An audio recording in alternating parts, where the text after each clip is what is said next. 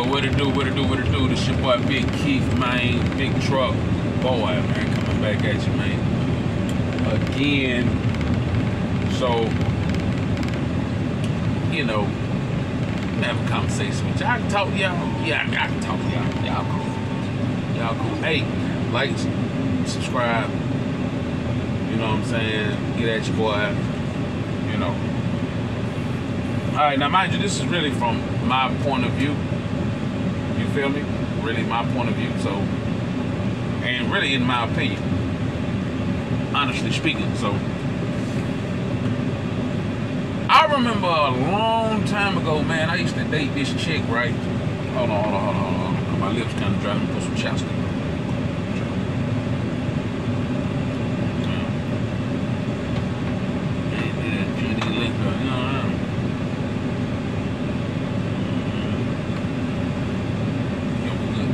So anyway,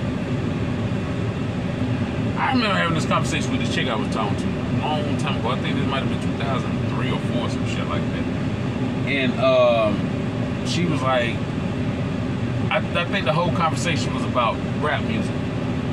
And I think at that time, Rick Ross had just dropped Port of Miami. T.I. had probably just dropped, I think, trap music. There was a lot of music out there, you know what I'm saying? Of course, Lil Jon was still doing his thing, so. But she was like, oh. And the damn shame, dirty game, you know what I'm saying? All this shit was going on then, you know, so. She was like, do you think rap music has an influence on people? I said, why you say that? She was like, because, you know, everybody talking about doing this and talking about selling that, and all these folk going out here and trying to sell this and sell that. So do you think that they're not influenced by the music? I was like, fuck no. You know what I'm saying? Mind you, that was 04. Now, looking back in hindsight of 2020, thinking about it, yeah, music influenced everybody, bro, in some type of way. And the only reason why I can say that is because I can speak for myself. In Atlanta in 2004, 5, and 6,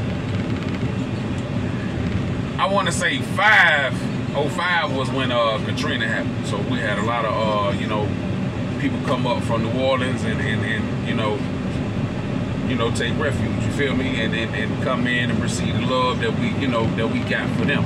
You know what I mean? 5 people, straight up. But hold on.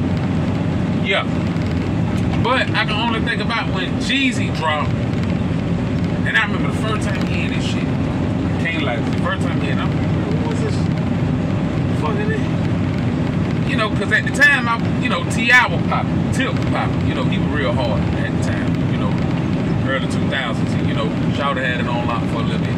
Then when we started hearing goddamn, yeah, you start hearing them motherfucking ad-libs, and I went to Vegas Nights one night, me and my cousin and a couple other folks. Actually, DJ Southernbridge was DJing that night, you know what I mean? So we go up there, and anybody who been to Vegas Nights, that, you know, off of Carl Parkway, you feel what I'm saying? Right up there. So, all my Carl County folks, shout out to y'all, you know. Everybody out there who remember that shit from back in 05 and shit, you know what I mean? When Atlanta was really live around that time, 04 and shit, you know, so. You hear Jeezy come on. Everybody reciting this shit word for word. And it was like an everyday conversation. Last time I checked, I was the man on these streets. They call me residue while I blowing these beats. Got diarrhea flow. Man, that shit on niggas. Even when I'm constipated, I still shit on niggas. Let's get it.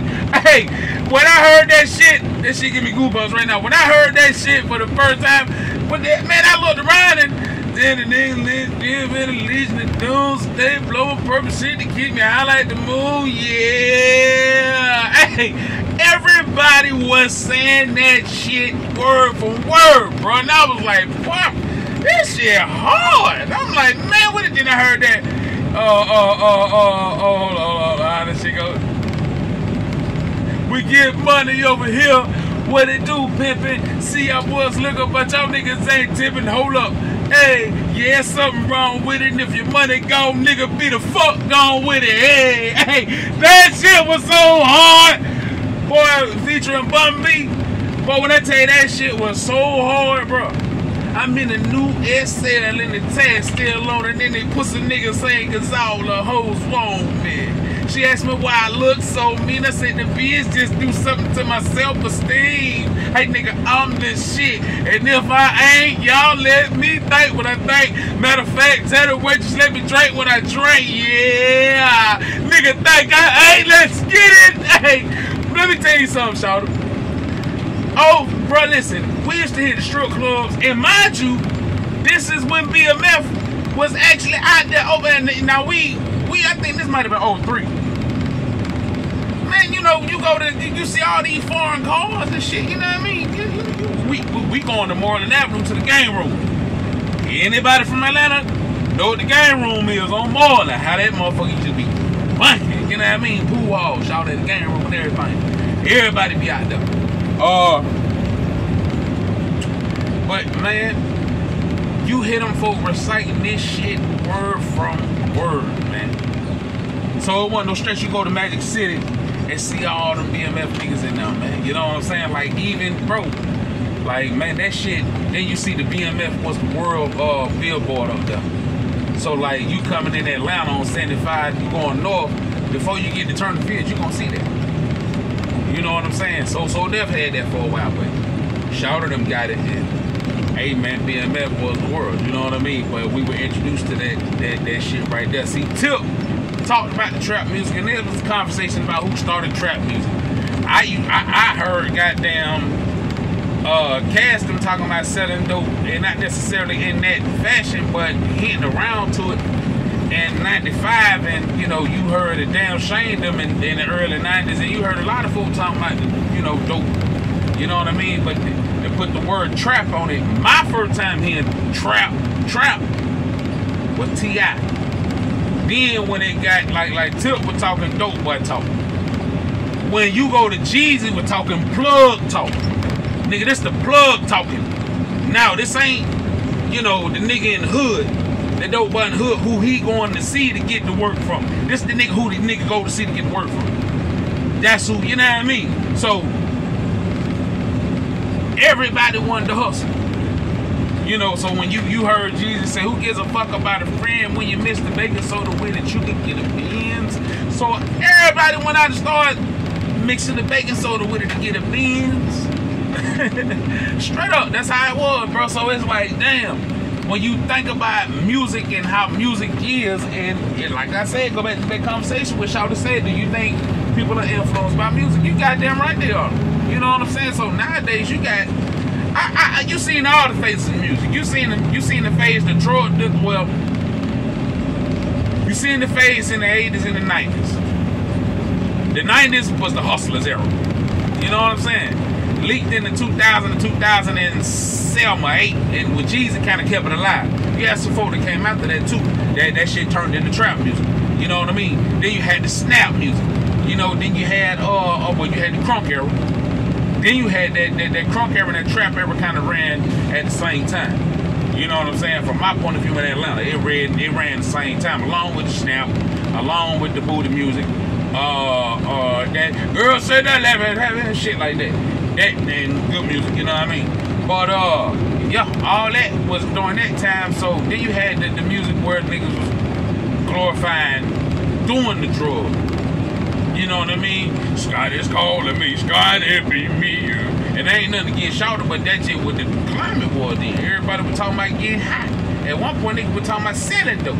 Then niggas talking about doing the shit.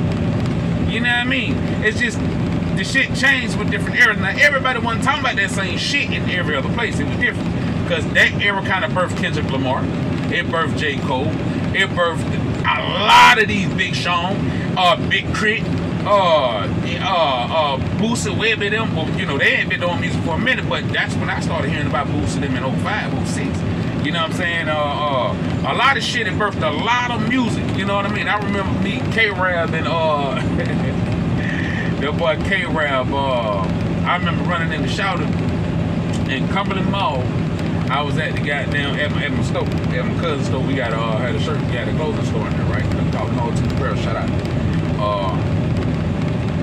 So cuz, you know, he come up and he just talking, you know what I mean? We just, you know, holding a conversation. Mind you, it's Friday night. It's Friday. It ain't Friday night. It's about 5 o'clock.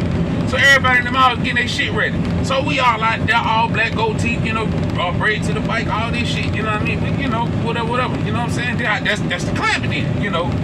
So you like, yeah, man, what you got going on tonight, man? I'm like, shit, man, finna go to Red Train, go see this nigga K-Rap, you know what I'm saying? So, and bro was like, oh yeah, he started laughing. I said, hell yeah. I was like, what you laughing at? He was like, I'm K-Rap. I was like, really? He was like, yeah. I said, goddamn. So yeah, nigga, we finna come holler at you tonight, nigga. He was like, oh, okay, cool shit, bitch. And we all went to the Red Train and turned up. I mean, I think we all got there a little bit after them. So like, yeah, shout out to them, turned them motherfucker up. But that was why I made K-Rap like that. So I mean, hey, you know, around that time, 04, 05, it was man, it was a great motherfucking time in Atlanta, man. You know what I'm saying? But how the music was changing, and just over the years, it went from, I remember when shit flies hitting and that goddamn goon shit started hitting, and that lurking was going on. Niggas wasn't safe. You know what I mean? It was a point where everybody in Atlanta was getting goddamn, you know, fucked over or getting got. It was a time where it was like shit. It was a green light on a lot of motherfuckers, man. There was so much shit going on. Niggas selling flex, you know what I'm saying? Flex dope, that's that bullshit where the bottom be, you know what I mean? The top be a little dope, but the bottom be that boo-boo. And that nigga done got your ass out about 17 or 18,000. And if you know, he done hit you for 30 if you done cop 2, so you mad as fuck. All these niggas coming up, seeing what's going on, you know what I mean? And you know, it was just a wild time at that time, man. But the music was reflecting the shit that was going on out there. And not only that, the birth of the franchise boys, them throwback boys, and a lot of them, like I say, boy, yeah, for real. D4L, all them, you know, for real. Shout out to all them boys, man. But yeah, you know, that was a wild ass era, man. You know what I mean? But the music hadn't changed so much, and now this era of music it's ops. Niggas is smoking on this and smoking on that. It's gang banging on the beats. It ain't even gang banging on the beats. It's because niggas been talking about gang shit, but not like that. It was publicized and really magnified, you know, with the rap game. And I think the game and Wayne got a lot to do with that, with that One Blood song. And shit just flooded, you know what I mean? So it was like, wow. You know, pause. You know. But I'm back. But yeah, shit hadn't changed, you know what I'm saying? So it's like the music is reflecting what's going on the streets. You know what I'm saying? There's a lot of this op shit going on. There's a lot of this gang shit going on, man. There's a lot. Motherfuckers ain't safe, you know what I'm saying? At what point, man, hell, niggas was targeting niggas that was actually in the game. You know, now, like, everybody a lick now, man. You know what I'm saying? That shit's wild, man. But the music influences a lot. And it also describes a lot. Is the why a lot of these niggas is going to jail for the shit that they rapping about. You know what I'm saying? And it's fucked up because, yeah, you know, it's art. It's an art form, bro. You know, regardless of whether motherfuckers want to like it or not. You know, but when it starts to reflect, when your lyrics is reflecting on the streets and, you know, shit like that is going on and niggas is on the beach and talking about this shit, like, man, come on, bro. You know, if it is art, be indirect with it. You know what I'm saying? It's giving these people the tools and shit to convict or to fuck you over. You know what I'm saying? And it's fucked up. Because, yeah, to answer her question, the music has influenced a generation upon generations of people. Young men, young girls, everybody. You know what I'm saying? And shit, I think like the way to kind of maneuver through that, if you're an artist, like a rapper, I heard another rapper saying, man, being a rapper is the hardest motherfucking job. It's the most dangerous job to have right now because these guys are getting killed, bro. For your hard work, your art, you're getting stretched out behind that shit. And it's all about how you move. And shout out, if you move with love and respect, I feel like niggas ain't fucking with you on that type of time. They gonna come at you on some real nigga time. Not on no bullshit, you know what I mean? On some real shit. If anything, niggas should be coming to kind of holler at you to protect you, you know what I mean? They fought with you the long way, especially if you're doing good for their community, you know what I mean? So at the end of the day, you know, with shit that's going on out here, it kind of, it makes the outside public, it makes the outside public goddamn apprehensive. You know what I'm saying? They're coming in and doing some work for the city and for the people. You know what I mean? Because shit, we coming there to help, man. We don't want to have to look over our shoulder and shit like that because we dead in the center or the middle of some politics that has nothing to do with us, but everything to do with the city. And we just caught in the middle. You know, I don't want to go out like that. So it's like we got to watch how we move and how we step in, and really the company that we keep at the end of the day. Now the music that you listen to, yeah, that shit trains your mind.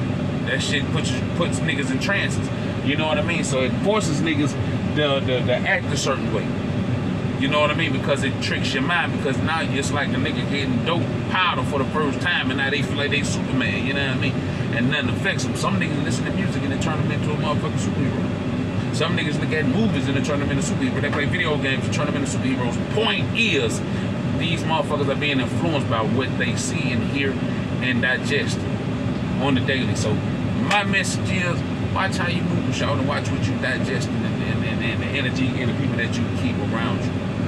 You know, that shit means something, bro. Speak good and positivity into the future, bro, because your tongue is a lethal weapon, my nigga. Straight up. And that shit can chop shit down or it can build some shit up. So I would rather you build some shit up than to be chopping some shit down, and not only that, burning bridges too.